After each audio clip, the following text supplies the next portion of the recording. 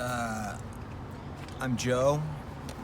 I've been homeless for off and on, very off and on. I mean, there's been like for about since I was 16, so about 20 years, 22 years. I've had several year spurts where I was not homeless, but things are rough out here. It's getting worse. It's getting ugly. The homeless are. It used to be that there was kind of some camaraderie between the homeless, and it's not so much that way anymore. I don't know. Are you from Oregon originally? I grew up in Kansas City, and the first time I was homeless there, I was 16, and I left home. Mutually, my parents threw me out, and I was happy to go. And I lived with a friend for a little while, and lost my job, and ended up sleeping in a park, which at that time was not so bad. It was, drink all the beer I want and sleep in a hammock. That's cool when you're 16. Now I'm almost 40, and it's not so cool anymore.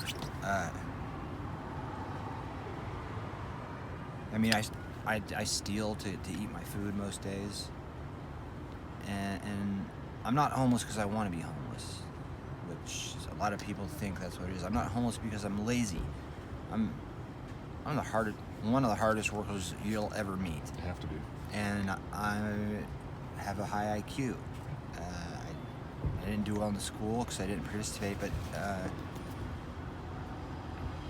what I'm getting at is this could happen to anybody, almost. Any socioeconomic background, any intelligence level, any emotional predisposition to whatever or lack thereof. It's circumstances and bad choices is what put me here, and drugs is what's kept me here. And have some sympathy, even though you don't see how or why. It's not entirely our fault.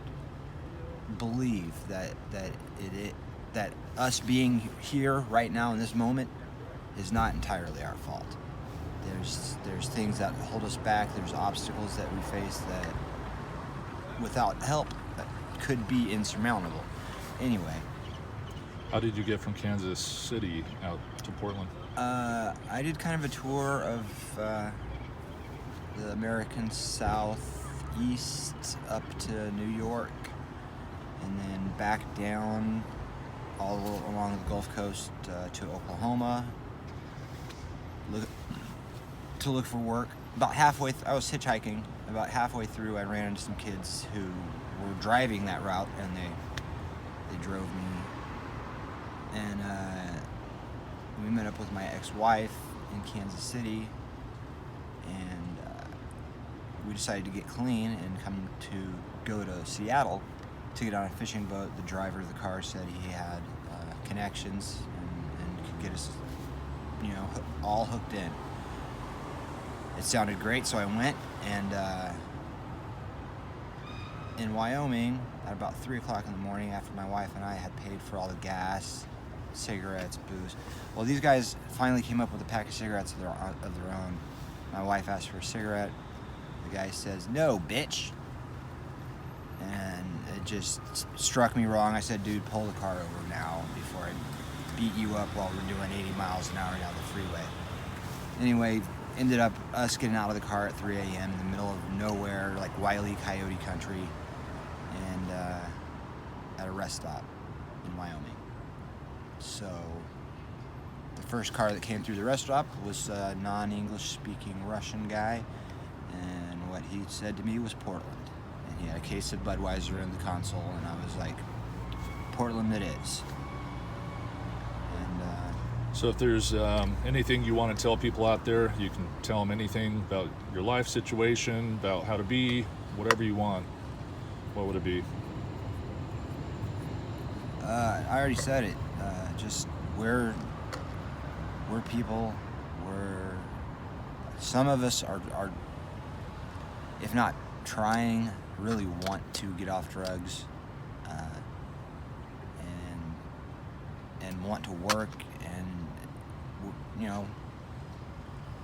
help your local homeless guy out. Give him a job. Give him a place to sleep. Help him be more human, more civilized, whatever you want to call it. Help him be more like the person he should be, or her. Clothes and food are great, but do something real. Really get in there and help somebody. Thank you, Joe. Yeah.